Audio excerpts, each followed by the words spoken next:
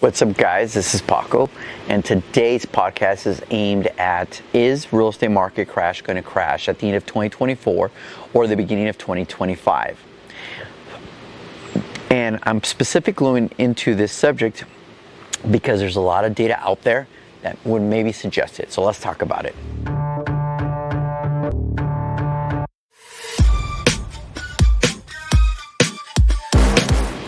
All right, guys, so let's start with the basics. If I Google right now 2025 predictions, real estate predictions, there's quite a few videos that say that, yes, we've already reached the peak and the real estate market is going to crash. Let me explain why they are full of shit and why that's not going to happen. This last year, I've been doing a crap load of social media, and you guys have seen it. And I've come to realize something. Social media is more about clicks than it is about reality. It's more about views than it is about truth. It's more about fear than it is about data. The reason why these people do these videos is so you can go see them and they can get paid. That's why they do it. The truth is a lot more boring. Hence why you're not going to look at it, and they know that.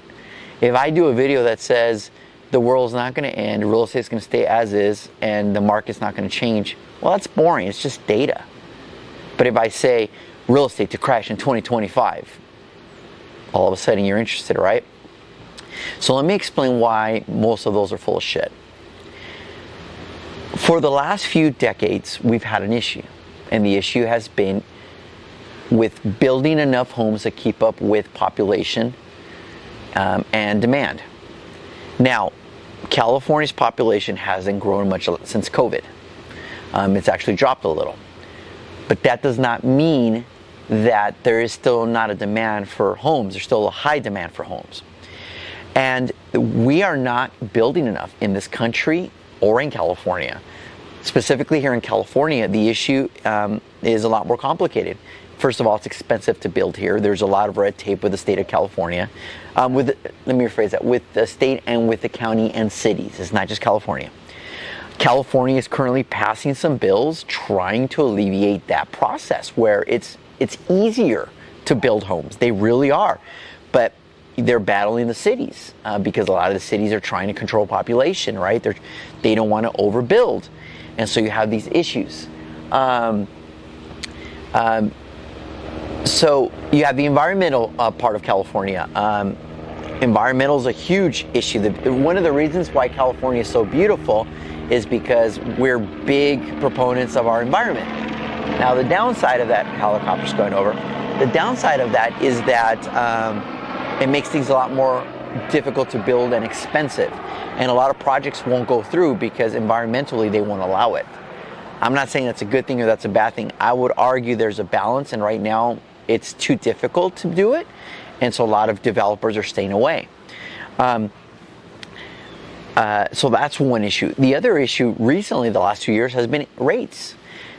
Developers have to borrow money to build homes, and for them it got a lot more expensive to build, and they got to pass that price on to you. And there's certain areas where it didn't make sense, so they're just holding on and waiting for the rates to drop so they can start building again.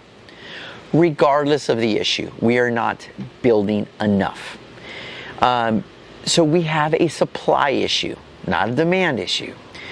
And there is nothing in the horizon that shows me that that's going to change.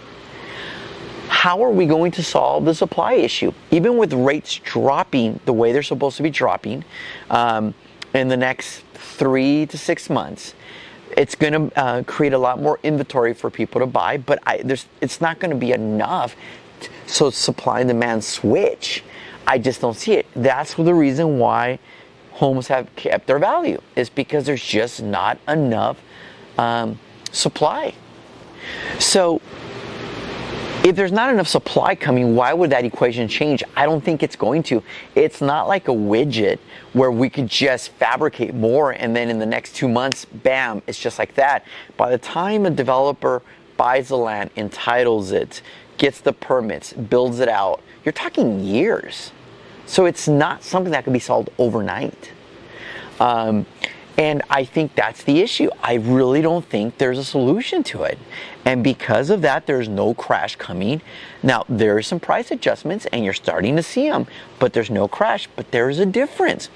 Have we reached the peak? I think we have, but there's not a crash coming. Where I'm starting to see some movement is Florida. But that's more of an insurance issue. I'm starting to see 55 plus communities in Florida, but that's an issue with insurance and HOAs. In California, prices that are within the first-time buyer price points, let's say under $750,000, you're still seeing them sell. The $1 million homes, $5, $6, $7, $8 million homes, you're starting to see them sit on the market and do price adjustments. So there is certain markets that you're starting to see. And I will argue that there's certain neighborhoods and cities that are more micro, meaning they have their own thing going on. But overall, you're not going to see the market crash at all for that reason. And I would love to, I hope I'm wrong. I hope more demand, supply hits the market so prices come down and it creates more buyers. I just don't see it coming. What I don't want you to do is not buy based on that, on the hope of them crashing, because it's bullshit. If you do not plan on moving in the next 7 years, buy. Buy. If you plan on moving in the next few years, don't buy, rent. But what's the side effect of all of this? The side effect is that rents aren't going down at all. They're going up because all these people, right? There's not enough homes being built. There's not enough inventory for them to compete with. So instead, what are they doing? They're renting, and the rent's expensive. So I wish I had sexy news. The market's going to crash. There's a big dip coming. It's not. I think those days are gone. Simple supply and demand. And there's just not enough supply to keep up with demand, even at the prices that real estate is today. So if you are looking or considering selling or buying in the next 6 months to a year, I'd be more than happy to do a report for you, specifically in your neighborhood, or maybe have a Zoom call with you where I can give you all the data and there's no need for you to make any kind of decision other than know exactly what's going on in your neighborhood. So do me a favor, click on the calendar and make an appointment with me. Take 20 minutes and I will do a custom report for your neighborhood, not your city, not your county, your neighborhood, and know where you stand.